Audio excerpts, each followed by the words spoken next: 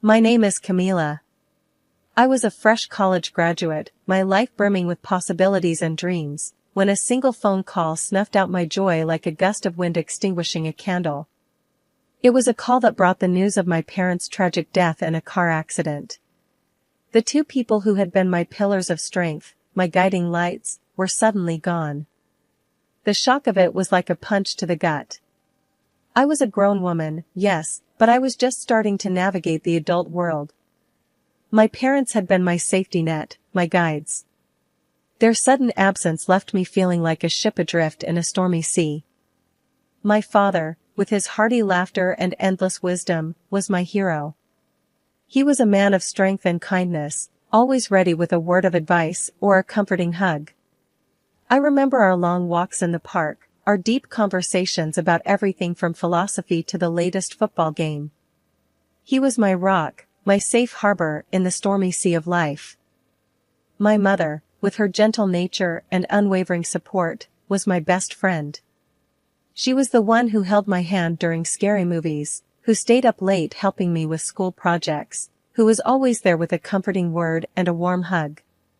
Her love was a constant, soothing presence in my life.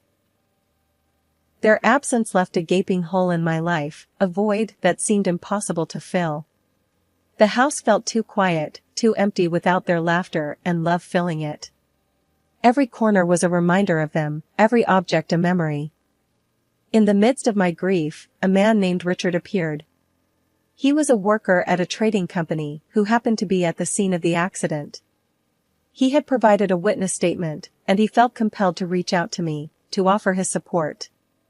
"Camila," he said, his voice filled with sincerity, "I can't express how sorry I am for your loss.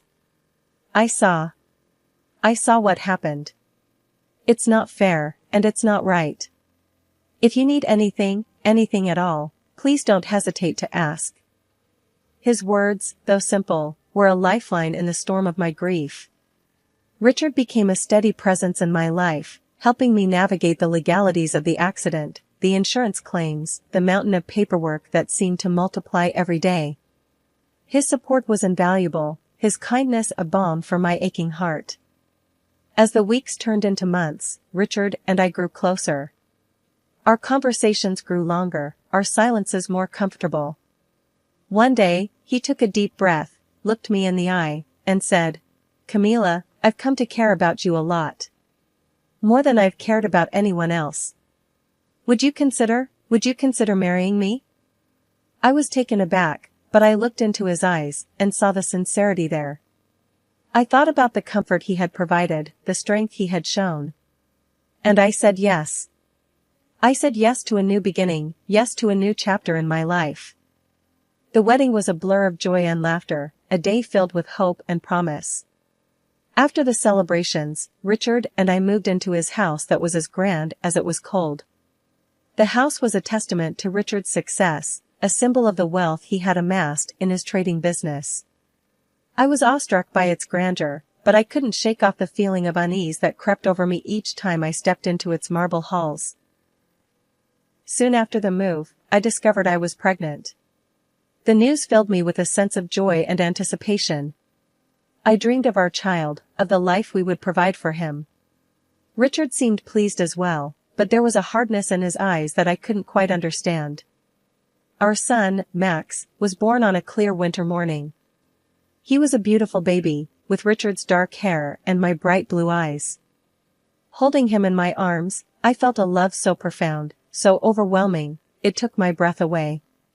Richard, too, seemed smitten with our son. But as the weeks turned into months, I noticed a change in him. One day, Richard came home late from work, his face set in a grim line. "Camila," he said, his voice devoid of its usual warmth, "we need to talk about our expenses." I was taken aback. "What about them?" I asked, feeling a knot of worry form in my stomach. He threw a stack of bills on the table, his expression stern. "They've gone up, Camila," he said, his voice cold. "Ever since Max was born, we're spending much more than we used to." I felt my heart sink. "But Richard," I said, "we have a baby now." Babies need things. He shot me a hard look. That's not the point, Camila, he said. You're spending too much. On things we don't need. I was stunned. I'm spending on our son, Richard, I said, my voice rising in defense. On his needs. His face hardened. I'm the one who's earning, Camila, he said, his voice harsh. I'm the one who's supporting this family. You should be more grateful. His words hit me like a punch in the gut. I felt a mixture of anger and hurt well up inside me. I had thought Richard was my partner, my ally. But his words made it clear that he saw me as a liability, an additional expense that he had to bear. The days following our heated exchange were filled with tension. Richard became more stringent about our budget, scrutinizing every receipt, every purchase. He was relentless in his accusations of my alleged overspending, despite my best efforts to economize. Camila, he'd say, his voice dripping with condescension, you need to understand the value of money. Richard, we need food, I'd say. And Max needs diapers. We can't just stop buying them. He'd look at me, his eyes hard and cold. Then figure it out, Camila. Make do with less. I'd bite my tongue, holding back the retort that was on the tip of it. It wasn't that I didn't understand the value of money, it was that Richard seemed to value it more than he did his own family. Food shopping became a game of strategy. I'd scour the aisles for the cheapest products, calculate the cost per meal, per person. I'd choose the store brands over the name brands, the bruised apples over the pristine ones. I'd walk miles to the store and back, foregoing the cost of public transport to save a few dollars. Richard's decree extended to clothing as well. No new clothes, he'd said, his voice firm, unyielding. Make do with what you have. I looked at my worn-out wardrobe, the frayed edges of my dresses, the faded colors of my shirts. I felt a pang of sadness. I wasn't asking for designer clothes or expensive jewelry. Just something new, something that hadn't been worn to threads. One day, I saw a beautiful little jumper for Max in a store window. It was on sale, but even then, it was more than I could afford. I walked away, my heart heavy. When I got home, Richard was there. You were at the store, weren't you? Buying more stuff we don't need. I didn't buy anything, Richard, I said, my voice steady.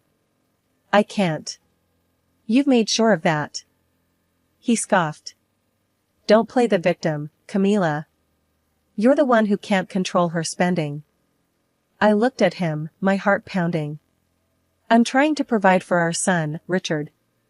Can't you see that? He got up, his face red. I'm the one providing for this family, Camila. You're just spending my money. I felt a surge of anger. Your money? Richard, we're a family. It's our money. He laughed, a harsh, bitter sound. Oh, Camila. You're so naive. I stood my ground, my hands clenched. No, Richard. I'm not naive. I'm just trying to do what's best for our son. He glared at me. And I'm trying to save us from bankruptcy. But you wouldn't understand that, would you? With that, he stormed out of the room, leaving me standing there, my heart aching. All the while, I noticed Richard's lifestyle remained unchanged. He still wore his designer suits, still splurged on expensive gadgets.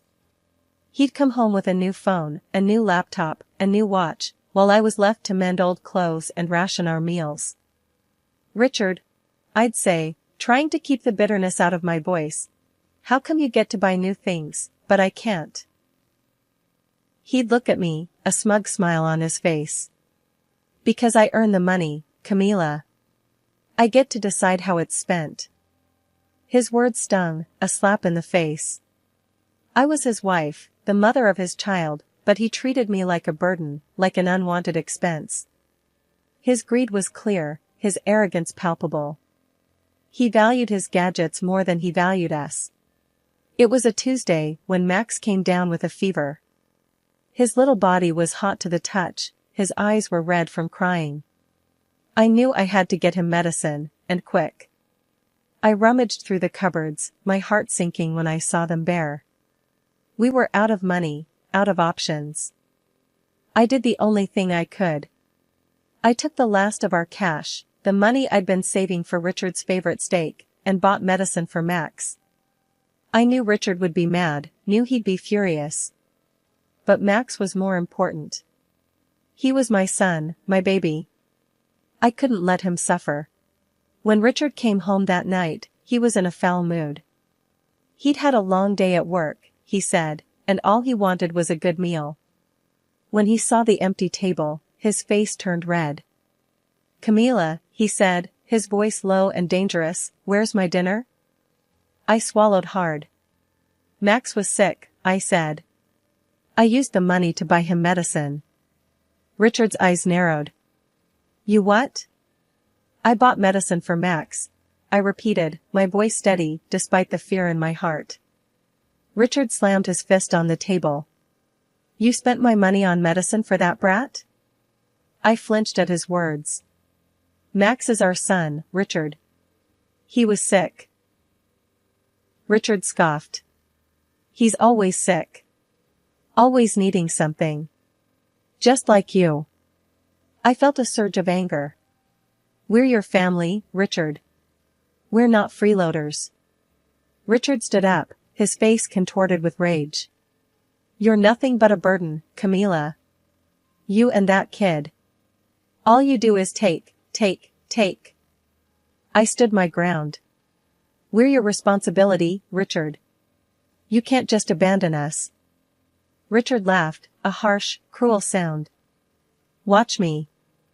And with that, he grabbed my arm, yanked me to the door. "Get out," he said, his voice cold. "Take your brat and get out." I looked at him, my heart pounding. "Richard, please. He's sick. We have nowhere to go." Richard's gaze was icy. "Not my problem." He shoved us out the door, slamming it shut behind us. 5 minutes later, he threw a bag of our clothes at my feet. I stood there, holding Max in my arms, the cold seeping into my bones. I looked at the house, our house, now a fortress we were barred from. That was the final straw. I knew then that I couldn't stay with Richard, couldn't subject Max to his cruelty. We deserved better, deserved a life free of his anger, his greed. So, I walked away, Max clutched in my arms, our future uncertain. But I knew one thing for sure. I would fight for us, fight for a better life. Richard had pushed us away, but he couldn't break us. We were stronger than he thought, stronger than he'd ever know. The city was vast and overwhelming, a concrete jungle where I knew no one. My son, Max, was just a toddler, too young to understand the dire situation we were in. With no money, no friends, and no home, I felt like a ship adrift in a stormy sea. That's when I remembered Grandma. My father's mother, a woman I had seen only once in my life, came to mind. Dad had a strained relationship with her and they had lost contact many years ago. I barely remembered her face, but I remembered the house she lived in, a large, old structure nestled in a quiet town far from the city's bustle. I had no choice but to take a leap of faith. With the last of my money, found in the pocket of my old jacket, I bought 2 intercity bus tickets. Max and I boarded the bus, our future uncertain but our resolve firm. The journey was long, and Max, feeling unwell, whimpered in my arms. I held him close, whispering soothing words, promising a better future. We arrived at Grandma's town as the sun was setting. The large, old house stood just as I remembered, a beacon of hope amidst our turmoil. Gathering my courage, I walked up to the door and knocked. The door creaked open, and there stood Grandma. She was older than I remembered, her face stern and her eyes sharp. She looked at me, a hint of confusion in her eyes. "Yes?" she asked, her voice firm. I swallowed my fear and introduced myself. "Grandma, it's me, Camila. I'm your son's daughter." She squinted at me, studying my face. After a moment, recognition dawned on her. You have your father's eyes, she said, her voice softer. She opened the door wider, inviting us in. We stepped into the house, its warmth a stark contrast to the cold outside. I told Grandma everything about Richard, about Max's illness, about our eviction. I poured out my fears and worries, the burdens I had been carrying alone for so long. Grandma listened, her face hardening as I mentioned Richard. That scoundrel. She spat, her eyes flashing with anger. He'll get what he deserves. In that moment, I felt a surge of relief. Here was someone who believed in me, someone who was on my side. Grandma offered us a place to stay, a place to call home. We were no longer alone, we had Grandma. That night, as Max slept soundly in a warm bed and I sat by the fire with Grandma, I felt a glimmer of hope. The journey to Grandma's was fraught with uncertainty and fear, but it led us to a safe haven. It was our first step towards a new life, a life away from Richard's shadow. The attic was a dusty, forgotten place, filled with boxes upon boxes of old stuff. Grandma hadn't been up there in years, and it showed. The air was thick with the smell of old paper and mothballs, and the floor creaked under my weight. Be careful, Camila, Grandma called from the bottom of the stairs. It's been ages since anyone's been up there. I nodded, my eyes scanning the room. As a person trained as a restorer, I could see the potential in the discarded items. There were old furniture pieces, paintings, knickknacks, all covered in a thick layer of dust. It was like stepping into a time capsule, a glimpse into the past. With Grandma's permission, I started working on the items. I cleaned, repaired, and restored them, bringing them back to life. Each piece had a story to tell, a history to uncover. It was a labor of love, a way to keep my mind off the troubles of the past. Days turned into weeks, and before I knew it, the attic was transformed. The old, discarded items were now beautiful antiques, their value increased tenfold. I took some of them to a local antique store, hoping to make a small profit. The owner, a man named Mr. Peterson, was surprised by the quality of the items. These are fantastic, Camila, he said, his eyes wide. Where did you find them? In my grandma's attic, I replied, a smile playing on my lips. She had no idea what she was sitting on. Mr. Peterson laughed, shaking his head in disbelief. Well, she's a lucky woman to have a granddaughter like you. I blushed, thanking him for his kind words. He bought all the items, giving me a hefty sum of money. I was stunned. I had hoped for a small profit, but this was beyond my wildest dreams. When I returned home, Grandma was waiting for me.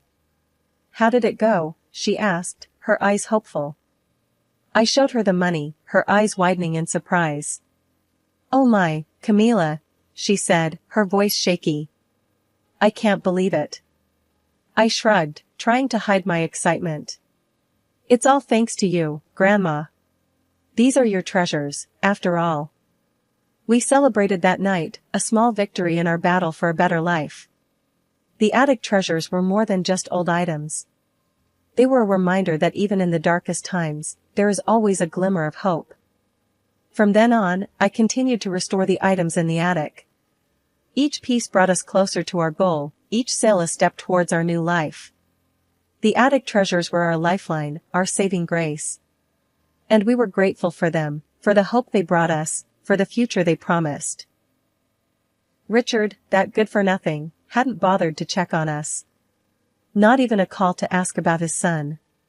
I guess he was too busy with his new life, too busy to care about the family he left behind. But we weren't going to let him off the hook that easily. Grandma had a friend, a lawyer named Stan. He was a tough old bird, sharp as a tack, and he didn't take any nonsense. We'll get that bastard, he promised, his eyes hard. He won't get away with this. With Stan's help, we filed a claim for child support. Richard was furious when he found out. He called me, his voice a venomous hiss. You'll regret this, Camila, he threatened. You don't know what you're getting into. But I wasn't scared. Not anymore. Bring it on, Richard, I shot back. We'll see who regrets it in the end. The day of the court hearing arrived. Richard strutted in, all puffed up like a peacock, his lawyer by his side. He sneered at me, his eyes cold and hard. But I didn't flinch. I was ready for him. Stan presented our case, his voice steady and firm. He talked about Max, about how Richard had abandoned us, about how he hadn't paid a dime for his son's upkeep. The judge listened, his face impassive. Then it was Richard's turn. His lawyer was smooth, his words slick. He painted Richard as the victim, as a man wronged by his vindictive ex-wife. But we had a trump card. I played a recording of Richard's tirade the night he kicked us out. He didn't know about it, and I decided to surprise him. His threats, his cruel words, all for the court to hear. The room fell silent as his voice filled the air, his true nature exposed for all to see. Richard's face turned pale, his confident facade crumbling. The judge frowned, his eyes hard. "This court will not tolerate such behavior," he said, his voice stern. "Mr. Jackson, you will pay child support as required by law. You also have to pay for the emotional abuse of your ex-wife and son." Richard was stunned. He looked at me, his eyes full of disbelief. But I didn't gloat.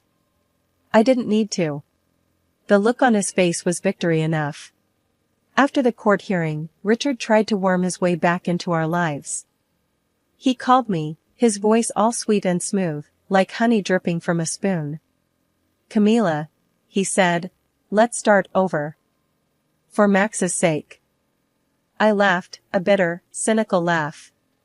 "Start over? With you?" I shook my head, even though he couldn't see me. "No, Richard. We're done." I could hear the surprise in his voice. "But Camila," he stammered, "you need me. You can't survive without my money." That's where he was wrong. I had a job now, a good job. I was a restorer, working for a local antique store and a museum. I was making good money, enough to support Max and me. And with Grandma's help, we were doing just fine.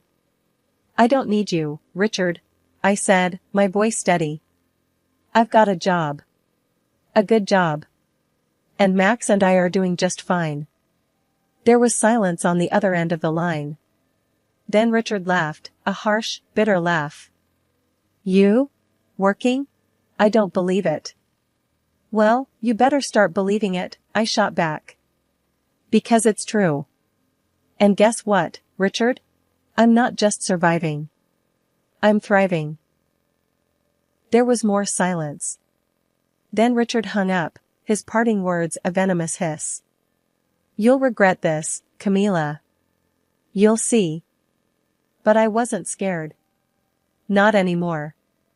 I had found my strength, my independence. And there was no going back. The next few months were a whirlwind. I was busy with work, with Max, with life. But I was happy. Truly, genuinely happy.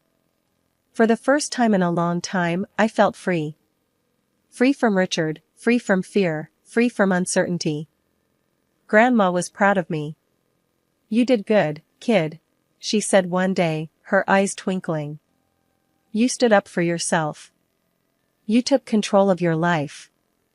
I smiled, feeling a sense of pride. "Thanks, Grandma," I said. "I couldn't have done it without you." And that was the truth. Grandma had been my rock, my support. She had stood by me, had helped me find my strength. And for that, I was grateful. The sweet taste of victory was more than just a court win.